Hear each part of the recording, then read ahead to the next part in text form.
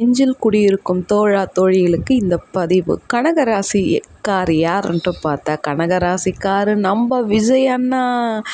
அவருக்கு புரட்டாசி முடிஞ்ச உடனேயும் நல்ல நேரம் இருக்குன்ட்டு நம்ம சொல்லலைங்க, ஜாதகம் சொல்லுது. எந்த இடத்துலையும் பார்த்தா விஜய் அண்ணாவுக்கு இப்போ சரிவு இருக்குது. ஆனால் புரட்டாசி முடிஞ்ச உடனே அவர் டாப் டக்கராக இருக்க போகிறாரு. ஏன்னா அவர் ஸ்பீடு எங்கேயுமே நிற்காது. அந்த ஸ்பீடான வண்டி எப்போ எடுத்தாலும் டேக்கப் ஆகிடும்னு சொல்லியிருக்கிறாங்க. நம்ம சொல்லலைங்க, ஜாதகம் சொல்லுது. நம்ம நினைக்கிறது ஒன்று, அங்கே நடக்கிறது ஒன்று. ஒரு வாட்டி ஒரு முடிவை நான் பண்ணிட்டேன்னு நினச்சிக்க, என் பேச்சை நானே கேட்க மாட்டேன்னு சொன்னேன் என் அண்ணாவுக்கும் இந்த ஜாதகத்துக்கும் எப்படி கெமிஸ்ட்ரி ஒர்க் அவுட் ஆகுது பார்த்தியா? ஐயோ, அந்த ஜாதகத்தை பார்த்தோன்னே நான் ரொம்ப ஹாப்பி ஆகிட்டேங்க. நம்மலாம் சொன்னால் கிண்டல் பண்ணுறாங்கன்னு சொல்லுவாங்க. பெரிய பெரிய ஆளெல்லாம் சொல்லும் போது இது தானே உண்மைன்னு நினைப்பாங்க. எங்கள் அண்ணன் எங்கே விழுந்தாரோ அதே இடத்துல அப்பா வேறு லெவலில் பர்ஃபார்மன்ஸ் கொடுக்க போகிறாங்க.